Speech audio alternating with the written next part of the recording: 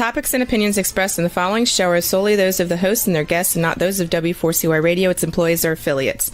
We make no recommendations or endorsements for radio show programs, services, or products mentioned on air or on our web. No liability, explicit or implied, shall be extended to W4CY Radio or its employees or affiliates. Any questions or comments should be directed to those show hosts. Thank you for choosing W4CY Radio.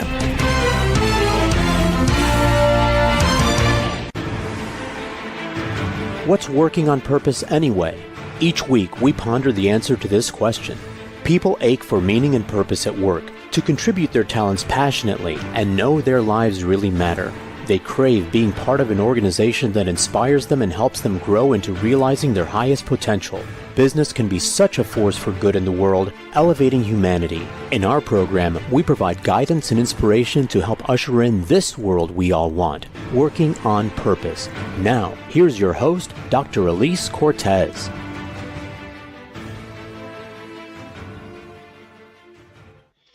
Welcome back to the Working on Purpose program, which has been brought to you with passion and pride since February of 2015. Thanks for tuning in again this week. Great to have you. I'm your host, Dr. Alise Cortez.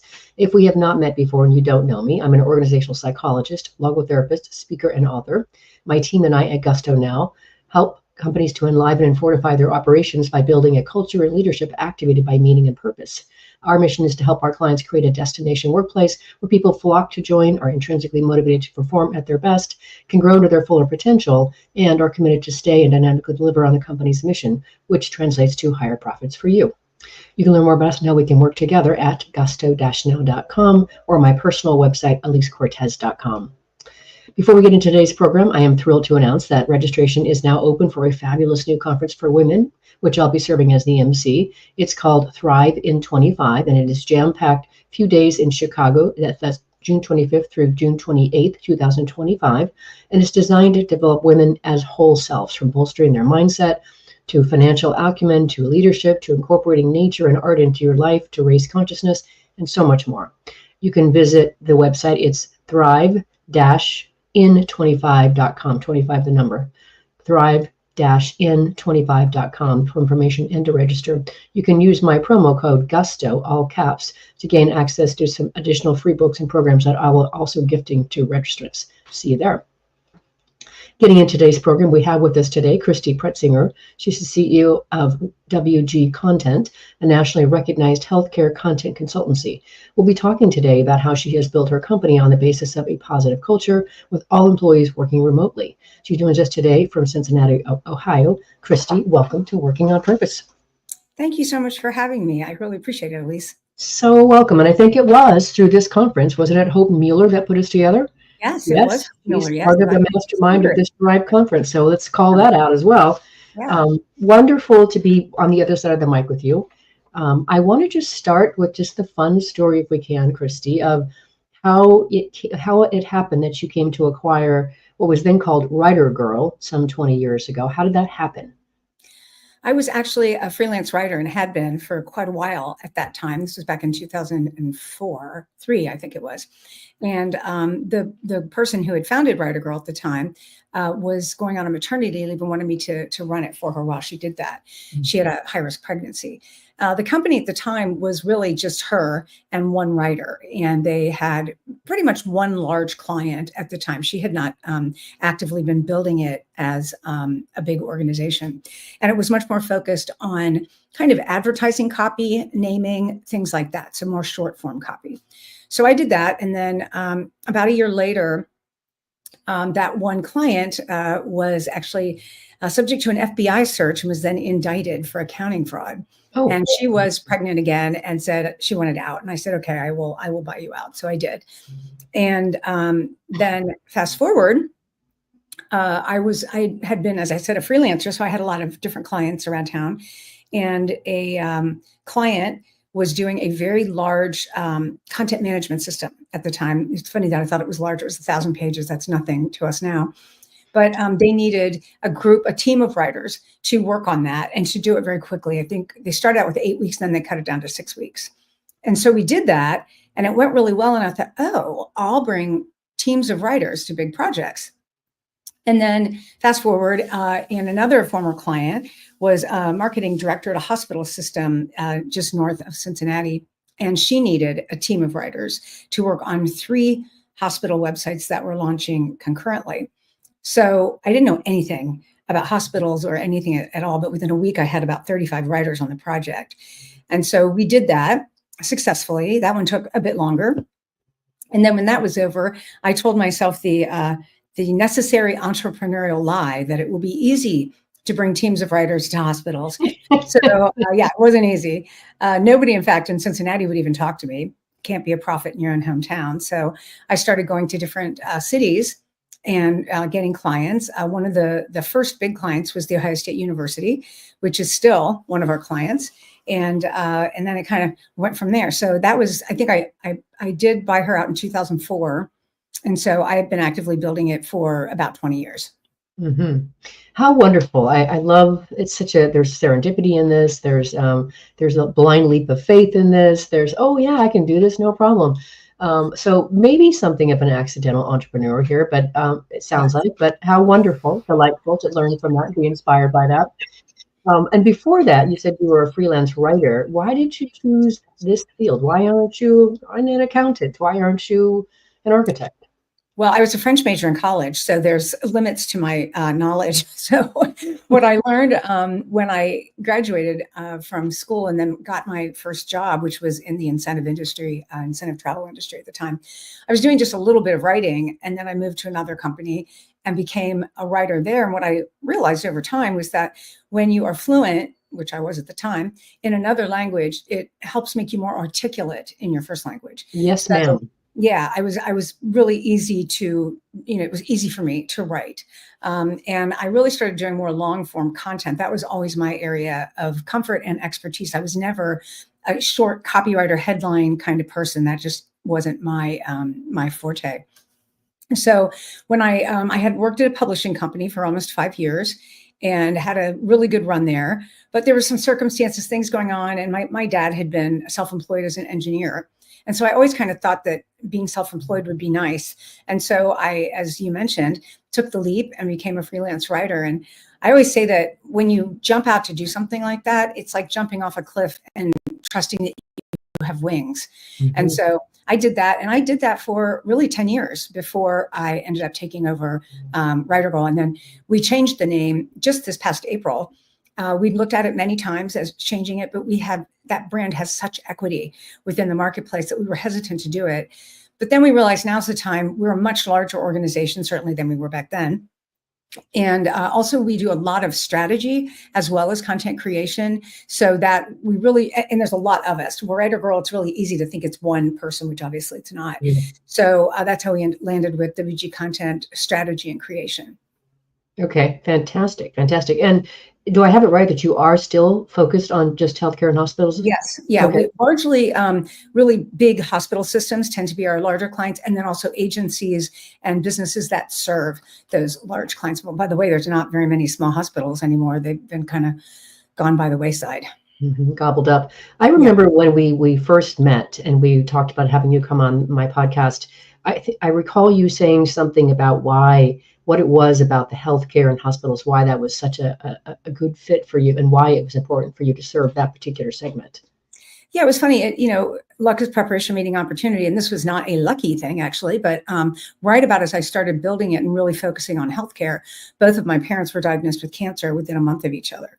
And I realized at the time, because we were just kind of getting into healthcare, we weren't fully into it yet exclusively. And I realized that there is so much information out there that's just not accurate. And it's very easy. And as you know, even more so now, we are just inundated with information. And especially back at the time, this would have been about 2008 or so, that people just they didn't even know where to go to get accurate information. And it was kind of happening at the time when we moved in this area that a lot of hospitals were merging. They were doing complete website overhauls. So we kind of jumped in right at the right time when they needed content help. And there wasn't anybody else doing it at the time. Now there's quite a few. But when I started doing it, we actually created a new category. And again, I didn't even know that until in retrospect, when I realized it was a new category, because I had to explain what we were doing by telling them what we were not, so that they could understand it. And so yeah, that's kind of the origin story. Yeah, and I appreciate that. And I think you also mentioned something about just having a heart for people who are trying to find information at a time when they're not, they don't feel good. Right. They're in dire straits oftentimes, and so I trying to mean, make it easier for them too. no one's looking for health content from a hospital, surgical things, diagnoses, things like that, because they're in a good place. Now, of course, there's a whole different area, which we also write about for hospitals largely, is wellness and things like that. That's different. Yeah.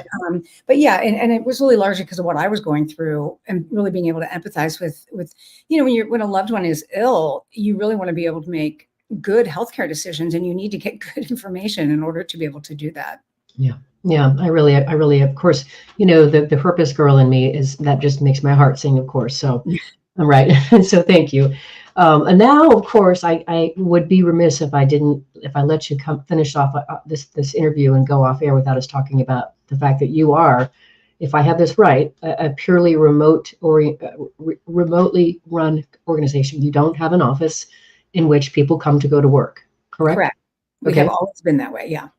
And what was behind that? Well, Why not? Because you are a weirdo, in today's world. Yeah, I know. To be blunt, I didn't want an office because I didn't want to have to go there. I loved being a freelancer and working in casual clothes and working in my home, and I always felt the integration of my life and my work, and I wanted to continue doing that. And then as the organization grew, I really wanted to offer that to employees too, so that they knew that, if you want to throw in a load of wash, if you need to take your dog for a quick walk, that you have agency over your own time. And you definitely have more agency when you are in your own home or wherever you choose to go. A lot of people will co-work, the ones who are in the same city will go meet at a coffee shop or something and do things like that. So there are ways of building community without necessarily having an office and a water cooler. Mm-hmm. Really, really, really, really applaud this, Christy. My first book came out in 2020. It's called Purpose Ignited. And of course, we were full swing in the pandemic when that happened. And part of what I wrote in that book that I was so cognizant to, so present to as a social scientist as well, is how people had this moment to kind of take stock of their lives. How do they want to work? How do they want to connect? How do they want to be with their families? And I remember witnessing in my front big windows what I called moving caravans of reconnection. And so it was people from my neighborhood, the adults strolling along, sipping on something, and the children, merrily coming along with them on their tricycles or bicycles or skateboards or whatever, and the pets merrily coming along as well. And I thought, nobody's going to want to give this up. Right. And so I really, really appreciate and applaud that you have made this a mainstay. It started with what you wanted, but then now you extend this to the people that work with you. And I am so just amazed how these companies are now requiring a mandate return to office 5 days a week or you're out kind of thing. I know. I think that's in my experience, I would think that would be a very large mistake. People don't like giving up freedom once they've got it. Right. And so, I liked what you said before. You said work-life integration. I like the phrase work-life harmony, where, you can make a harmonious connection between the elements of your life. So I just really want to applaud that. And then let me go one step further, Christy, on that. You've clearly, created a very successful organization operating the way that you do. I would venture you do need to be a bit more proactive, at least in your communication or how you connect with people to keep that the culture alive, working, operating. So can you just give us a couple of tips, or what are you doing to really make your remote culture work? It's grown up over the years, and what I always say now is that I cast the vision for the culture, but the employees live it out. And if they didn't, it wouldn't be this amazing culture. And so with their own impetus, there are several small groups. There's a book club, and they meet virtually in a Zoom meeting, and I think they do it over lunch. We also have something called Kindness Counts, where we get in person the people who are in town. In person go and do community service in various places so that we have things that we do together as a group. We have a monthly all hands meeting. And in that meeting, prior to the meeting, our HR coordinator will tell everyone the value this month that we're going to talk about or recognize is empowered, because we are empowered, curious, kind, and fun. And we ask people, how they have demonstrated empowerment, not how have they felt empowered, because that's that switch in the brain is how did you act kind? How did you have fun or create fun? So she'll pick one of the values, and we just kind of go through them. And then she solicits nominations for someone to win. We call it the Woohoo Cup, but for someone to win that award at the meeting. And whoever submits a submission, they write a little reason why they've nominated this person as someone who has demonstrated empowerment or fun or curiosity, whatever it happens to be. And so that way it accomplishes several things. First of all, employees get to give each other kudos and recognize each other. It keeps the values top of mind, and it's a fun way to end the meeting. We always end the meeting with that. And, it's a little presentation and all the thing. And then the award they get, we used to have a cup that we had to figure out how to get around to people. But I think one of the employees' daughters decided she really liked it and kept it. So she has it as a toy. And then we started getting, Haley, the HR coordinator, started getting some sort of small reward that would correspond with what the value was. How lovely. I really appreciate that. I do want to talk more about your culture here, but let's take our first break.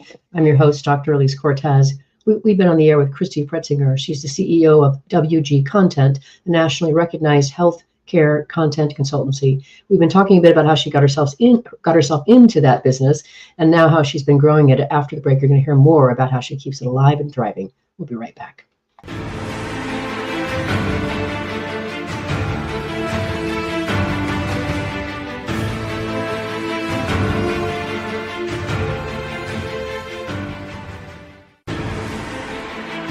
Dr. Alise Cortez is a management consultant specializing in meaning and purpose, an inspirational speaker and author. She helps companies visioneer for greater purpose among stakeholders and develop purpose-inspired leadership and meaning-infused cultures that elevate fulfillment, performance, and commitment within the workforce. To learn more or to invite Alise to speak to your organization, please visit her at alisecortez.com. Let's talk about how to get your employees working on purpose.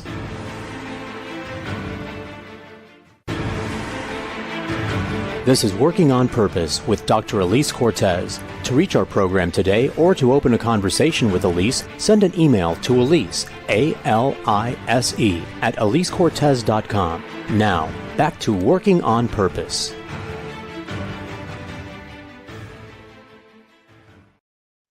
Thanks for staying with us, and welcome back to Working on Purpose. I'm your host, Dr. Alise Cortez. As I am dedicated to helping create a world where people realize their potential at work, and are led by inspirational leaders that help them find and contribute their greatness, and we do business that betters the world. I keep researching and writing my own books. So my last one came out in March of 2023. It's called The Great Revitalization, How Activating Meaning and Purpose Can Radically Enliven Your Business. And I wrote it to help leaders understand kind of what Christy and I have been talking about. What do people want today from the workplace, and what do they? How can they be motivated to give their best? And then I offer 22 best practices to help you build that into your culture to create that for them. You can find my books on Amazon, and you can see more about them on my website, gusto-now.com. If you are just now joining us, my guest is Christy Pretzinger, who is about to release a book that she co-authored called Your Cultural Balance Sheet, Keys to Creating an Environment Where People Can Thrive. Can't wait to read that. I'm sure we will be very aligned up on that, Christy. So where I want to go next, and you've already queued it up for us here, but I do know in both our first conversation, and of course it's all over your website, that you have really built your business on the platform of kindness. Why is kindness so important to you, and how are you actually living that in your business? I love that question, Alise. Thank you for asking it, because the first time it was asked of me, it was a little while back, and no one had ever asked me that before. Mm-hmm. And I had to think about it. And actually, the follow-up question that gentleman asked was, did you work for unkind people? Mm. I said, I'd think about it. And I was like, no, I did not work for unkind people. But I realized that the structures within which they worked did not foster kindness. Mm-hmm. And so again, in retrospect, I can look and see the impact that has had on the structure of WG Content, how we've actually built it, and the things that we do, to your previous question about how do you create a culture virtually, is that we engineer the structure to allow for the magic of the weaving of the tapestry. So we have a pod structure, as some businesses do. So we have pods, but then we also engineer it so that there are meetings between similar roles across pods, so that they're not siloed, so that they can share information and find out if they're working on parallel projects, that they can share different tips about how something has worked or not worked for them, things like that. So yeah, did that answer your question? Yeah, let's go a little bit deeper though. What does kindness mean to you? It's nuanced, isn't it? There's a lot to it. I think a lot of it is kind of what you led with, and I know you've said this in speaking, also in your introduction, about people need to know that they matter. Mm-hmm. And I believe that to the core of my being, that is a common human need. And it doesn't matter whether it's work, family, friends, whatever. People need to know that they matter. And so that's always been important to me. And I think in terms of the kindness piece, again, didn't work for unkind people, but I think it just is kind of who I am. And I am always seeking ways to be kind. Mm-hmm. Buying lunch for someone standing behind you in line and not telling them that you've done it, those little kinds of things. I heard somebody once say, it's like the helper's high. Being kind makes you feel good about yourself, boosts your self-esteem. So it's kind of a win-win. So as the business grew, I had said, if I couldn't build a business based on kindness, I would go back to being a freelance writer. But again, as you know, when you start building a business, you're wearing all the hats, you're selling, you're operating, you're doing accounting, you're doing all the things. So while that was my intention, I didn't think about it a whole lot. But I think that because that's who I am,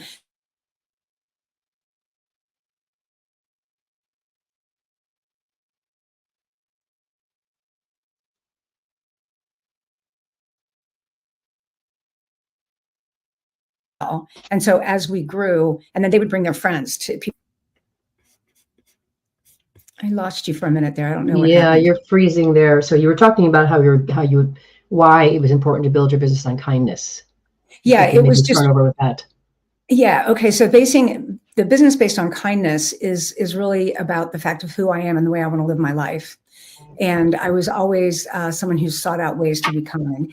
And I think that the people, as they were joining the organization, as we were building it, they vibed with that. They liked that. And then as a result, especially at the very beginning, but it still happens now, employees would refer people they had worked with before or friends that were appropriate for, a certain position, things like that. And so we've grown very much by that. So there's a lot of like-mindedness in it. Mm-hmm. That's one of the great things about culture, as you know, right, is that when we really live our purpose, our values, people either opt into that because they like it, it resonates with them, or they say, no, thanks, don't want any of that kind of thing. I'll go down the road here where, people are direct and short and terse or whatever. That's my people, those are my jam. Right? Yes. Okay, so let's talk about your other three values as well. And I'd love for you to bring them to life, because I think one of the things I love to do when I'm working with organizations and leaders is to help them discover or find additional ways they can really live and reward their values among their team. So one which really, really aligns with mine. In fact, it is one of my values as well, and that's empowered or empowerment. Mm-hmm. First, what does that mean to you, and why is it important? Empowerment is, for me, a lot of it is about agency over your own behavior, your own actions, your own thoughts, all of those things. And the tag that we have for it is we think like owners, so that people are empowered to make decisions. They don't need to run every little thing by someone. If they have a question about something or of the authority that they have in a certain situation, obviously they can ask on that.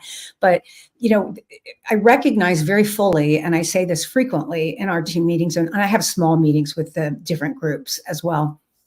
And I say that, you wouldn't be here if you weren't extremely intelligent and capable and competent. So you are empowered to use your considerable talents in the way that you deem appropriate. I trust you to do that. So that sort of encapsulates empowerment for me. Mm-hmm. And then how do you champion that in your organization? Besides, of course, those one-on-one conversations, and I would imagine that, that living in a day-to-day basis, but how do you champion that and ensure that it's actually being lived in your organization? Well, as I mentioned earlier, we do recognize a value in every team meeting, which is once a month. So that helps keep them top of mind. But not only that, we have a newsletter, that comes out every 2 weeks, an internal. It's called the WG Roundup. And again, people are asked, send it. It's really just internal, what's happening with people, because we're not in an office. Whose kid is going to college or won an award, or you're going on vacation, whatever. It's all those personal things. And we also have a section in that newsletter that is for kudos, employee to employee. And it's really interesting because probably almost fully half of that newsletter is people giving each other kudos around these values. So again, it does keep it top of mind. And it's lovely to see how people live these out. Every single person, if you ask them what the values are, they would tell you, oh, we're empowered, curious, kind, and fun. And they would say, what's your mission? Say, oh, building relationships one word at a time. Everybody knows that. There's no question about it. We talk about it frequently. Like I said, it's in our newsletter. Again, engineer the processes and structure to allow for the weaving of the magic of the culture. And so that's how we keep those top of mind. Sounds good to me. Do you have any openings? I think you're doing just fine on your own. Okay. I've said that. I was out speaking to a group at Fidelity Investments some months ago, and I said that, and one of the people in the audience said, I think you should stay doing what you're doing. Yeah. Okay, well, let's talk about curious. That also is a fantastic value. It's not one of my top 10, but I like it. Yeah, it's curiosity is, and probably, again, we did this was a group effort. It wasn't just me coming up with values, which, by the way, in my own experience, I highly recommend doing it that way, because then you get buy-in from the people, because this was many years ago, so not nearly as many people, but you have buy-in from people like, this is how we define ourselves. This is who we are as a people. So when it comes to curiosity, there's a lot around curiosity. We're curious about each other personally. We're curious about the work that we do, and especially curious about our clients personally, as well as the project that we're working on. We're curious about challenges or opportunities they have within their organization that we might be able to, that we should know about if there's a certain sandbox issue that comes into play. We like knowing about that because it helps us understand where they're coming from and what our role can be to help that. And also we're curious about new things. Everybody's always curious. AI obviously is all over the place since ChatGPT came out. Everybody thinks that ChatGPT, that is the only AI there is, and that it's writing, which we all know is actually more than that. We've been using AI for years in many things, but the writing element is a tool, is a piece of it. So we have an AI champion. She's actually our digital director of digital activity, but she's our AI champion. And there are teams within the organization put together to look into how to use it more effectively as a tool. What different kinds of things can we do? We're curious about the effect that might have on our business and the world going forward. I find curiosity is a good way to stave off fear as well. If you become curious, then you get more information. Fear often stems from a lack of knowledge, a fear of something you don't really, the unknown, right? So if you learn more about it, it helps stave off that fear too. I love the idea of just, cultivating curiosity everywhere you go and rewarding it. And just, I got the image of you, as an organization, just all of these little, curious people that are peering around, and just, it's a wonderful image. Just delightful. Thank you. You're welcome. You're welcome. Then, of course, related to that for me, of course, is the last value, fun. What a fantastic value to have. Yeah, well, we try to have fun, and we do a lot of fun things. One time it was my birthday, and we were having a Zoom meeting, and everybody came on, and nobody had their cameras on, and that's not part of our culture. So I was like, well, that's weird. So I turned mine off too. I'm like, what? Why does everybody have their cameras off? Well, then it come to find out they all turned their cameras on at the same time, and they all had I think they might have had hats on or something, and signs that said "Happy Birthday" and all that kind of stuff. That's not a big deal, but it was fun. It was a fun surprise for me, and they'll do things like that frequently on our team meetings. Like on Halloween, we had one, and most people came in some sort of costume. They'll frequently do little co-working, even if it's just online, co-work together, because then you've got somebody that you feel like you're in the same room with someone. And also it's a way to build relationships, but also ask questions. And the curiosity, but also be like, hey, I'm doing this thing here. Do any of you guys have a shortcut or a way that you do it that's better than what I do? And that's curious, but it's also fun to learn something, be like, oh, wow, I can't believe I didn't know how to do that. So we try and weave it into everything that we do, because while, work is sometimes difficult, especially with our clients, we really try to make it enjoyable and fun. Yeah. And in the different surveys that we do of our clients, one of the things that comes up besides that, I mean, there are other people, as I said, that do what we do now, and they do it fine. They do it well. I still think we're the gold standard, but they do it well. But why people choose us, they frequently say it's because we really enjoy working with the people. Yeah. It is not transactional, and we're not someone who comes in and tells them you're doing everything wrong. Here's what you got to do. We very much meet them where they are and help them get where they need to go. Mm-hmm. Delightful. Sounds good to me. And then one of the other things that we talked about when we first met that you can't again leave without talking about, and that is your, I would say, fixation on the role of self-awareness in leadership. So where did that come from? Why is that on your radar? Let's start there. And why is self-awareness so important? Yeah, it is a fixation. I appreciate you saying that, because it is. It became so as you get older, you develop wisdom, but as you're on the way, you start realizing you have some gaps. I started studying the Enneagram, which is you're probably familiar with, but for your listeners, personality typing program. That the reason I am so attracted to it is because it looks at motivation as opposed to behavior, because behaviors can look similar, but why we behave the way we do. So when I started learning about my Enneagram type, of course, there was a big part of it that I was like, oh, yuck, which is how you know it's actually your type. And I started learning about, as an adult, I can moderate my behavior. There are behaviors that are innate to me that can be terribly off-putting, particularly as a leader. So I started really working with that. And at the same time, I was working with a coach. And she had said to me at one point, the company was still called Writer Girl. And she had said, Writer Girl is you, and you are Writer Girl, and it won't grow until you do.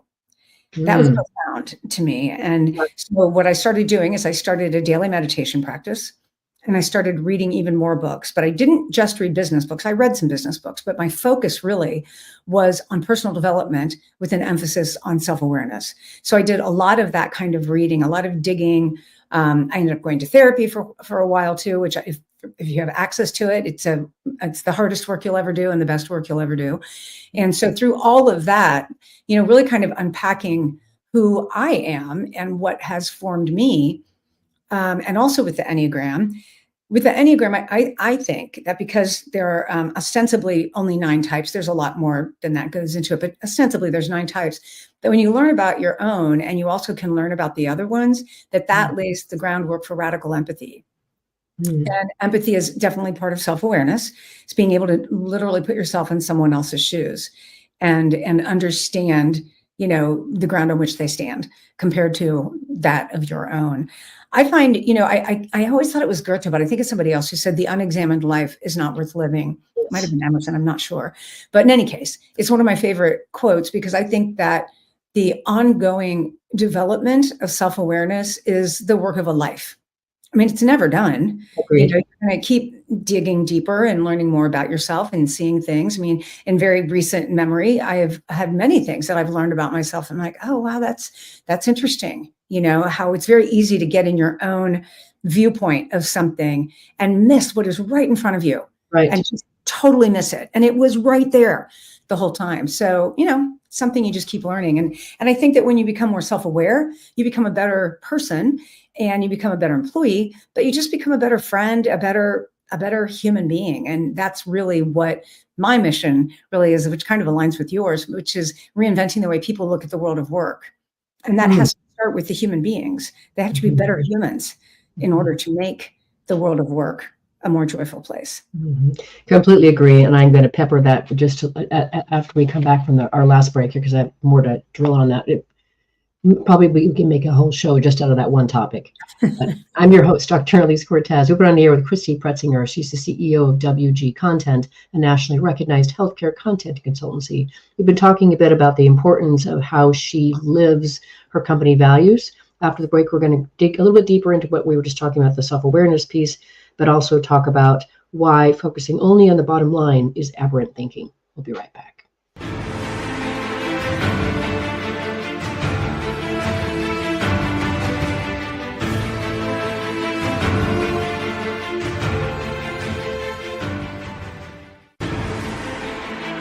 Dr. Alise Cortez is a management consultant specializing in meaning and purpose, an inspirational speaker and author. She helps companies visioneer for greater purpose among stakeholders and develop purpose-inspired leadership and meaning-infused cultures that elevate fulfillment, performance, and commitment within the workforce.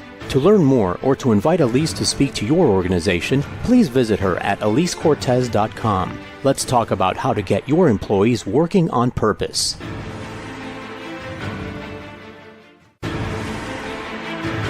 This is Working on Purpose with Dr. Alise Cortez. To reach our program today or to open a conversation with Alise, send an email to Alise, A-L-I-S-E, at alisecortez.com. Now, back to Working on Purpose.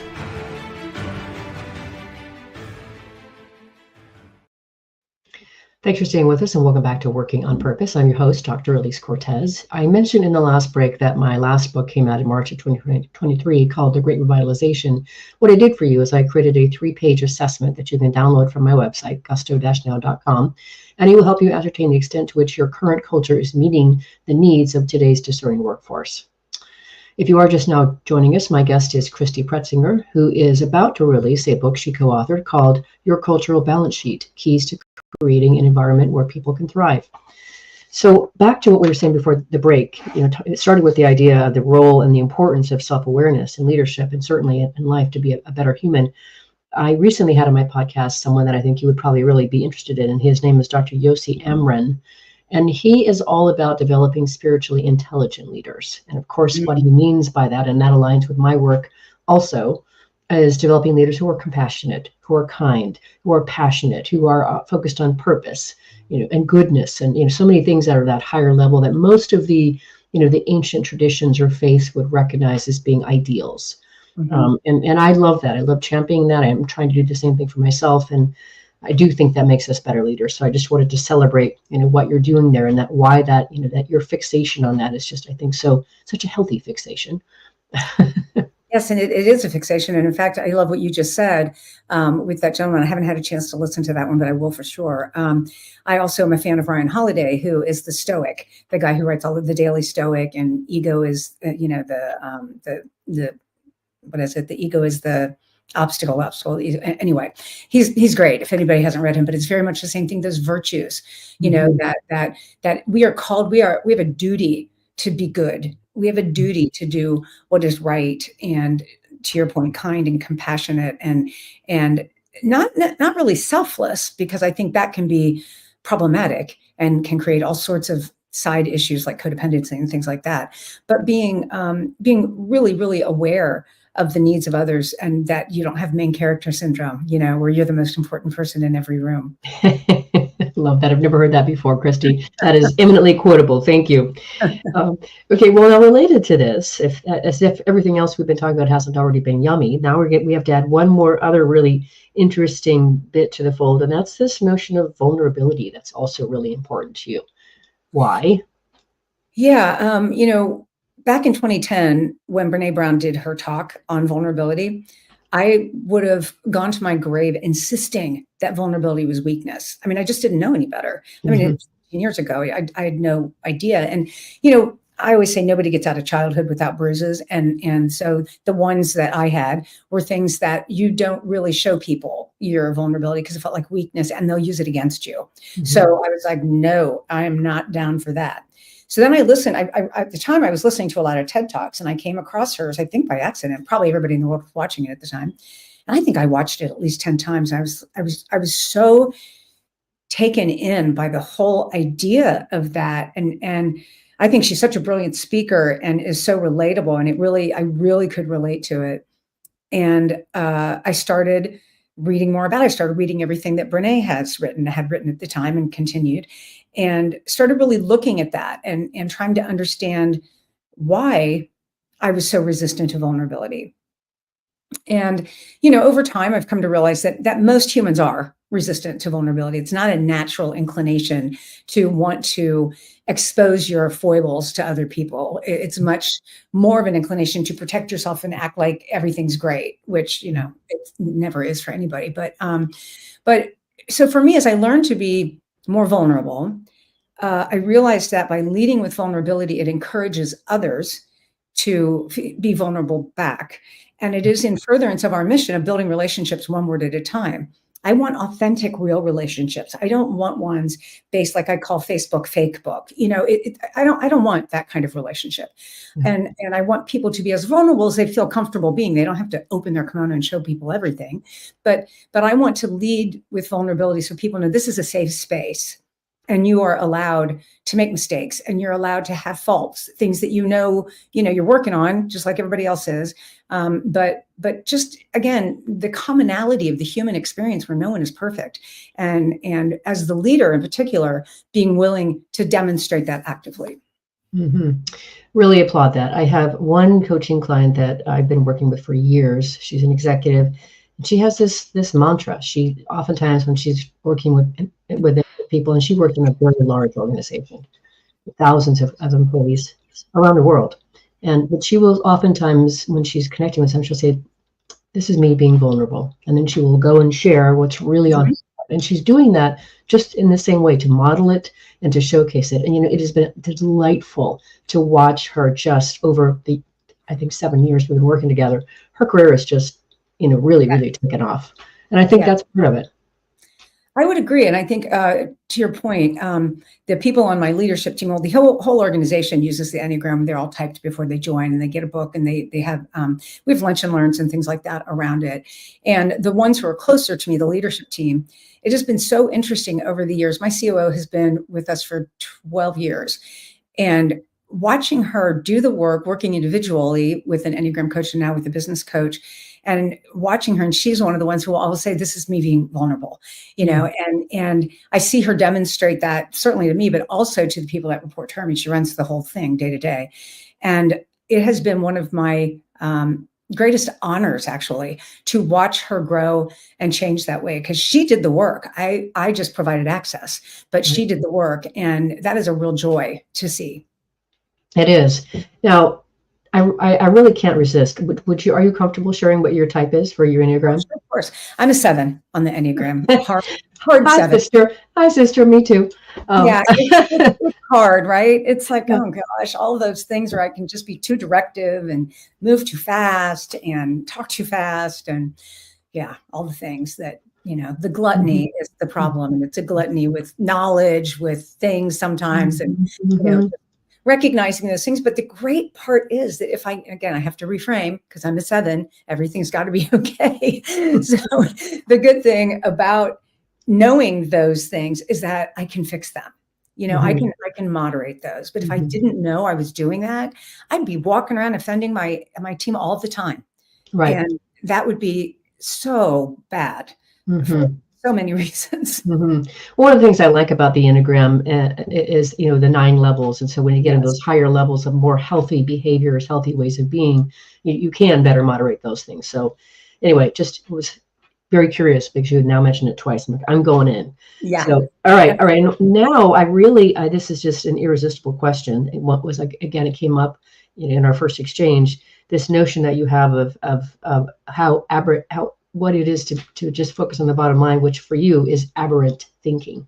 Help us understand why. Yeah, it's funny, and you might experience the same thing with your 7-ness, but I sometimes, I'm such a verbal processor that sometimes I don't know what I think until I say it. Like, it occurs to me, I'm like, oh, that's like the title of the book came up because I just happened to say, I look at my business through the lens of a cultural balance sheet. And I was like, oh, well, that's the title of a book. And the same thing with aberrant thinking. I was in a small group meeting with some employees, as I do from time to time. We don't have that many people that I can't meet with them and just talk about the world, the book, whatever work is going on.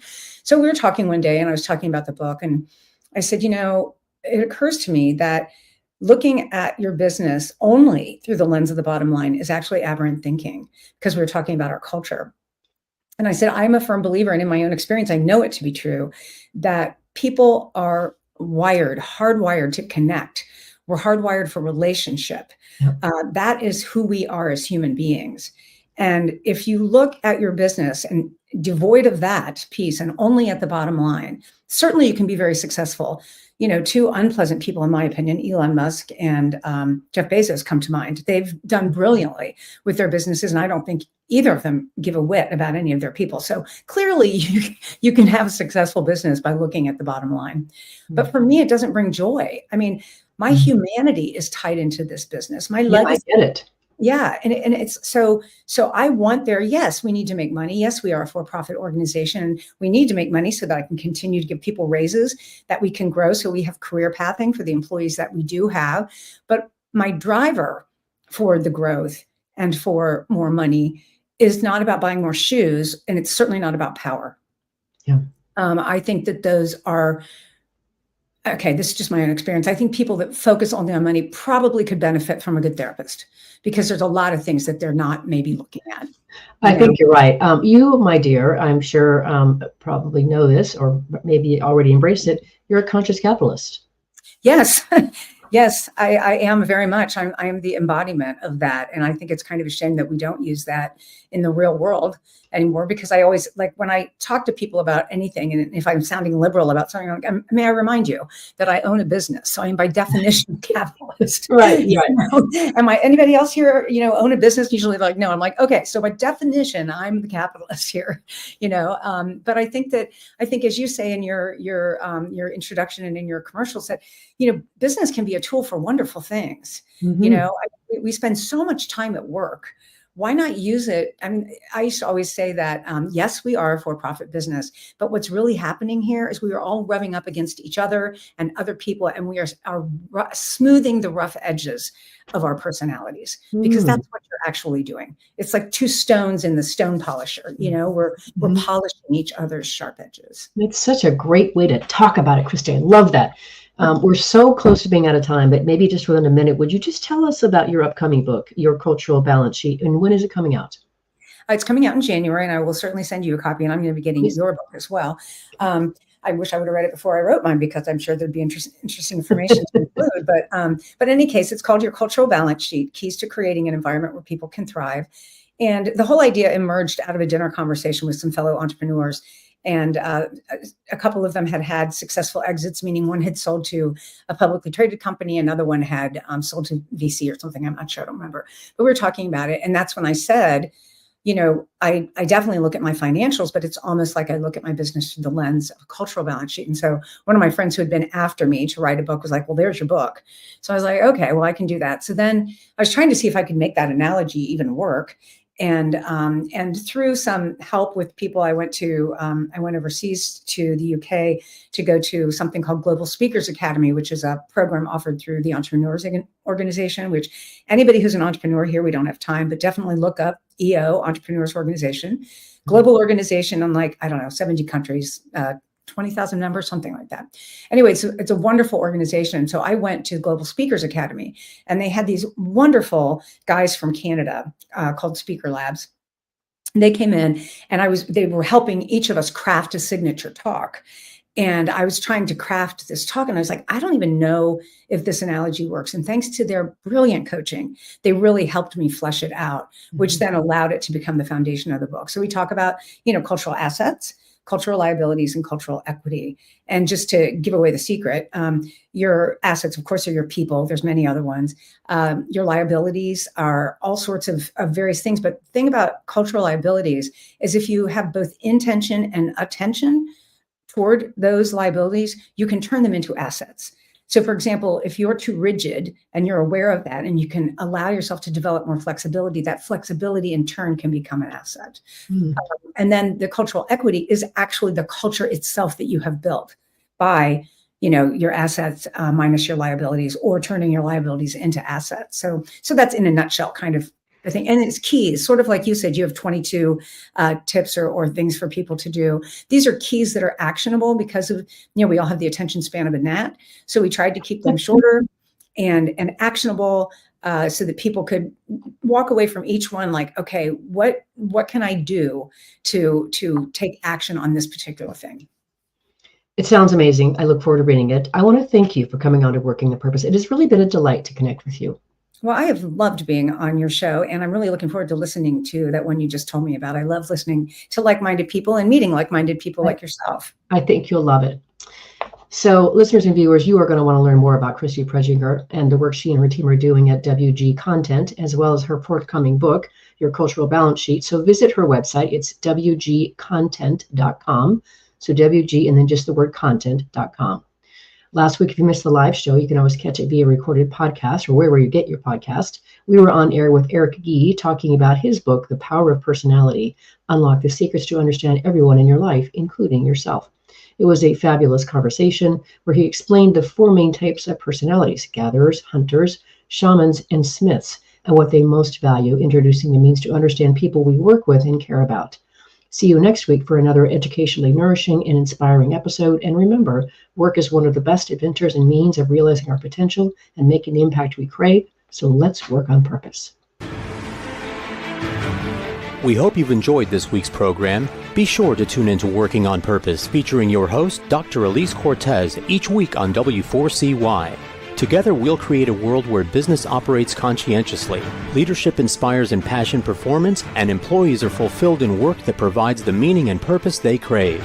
See you there. Let's work on purpose.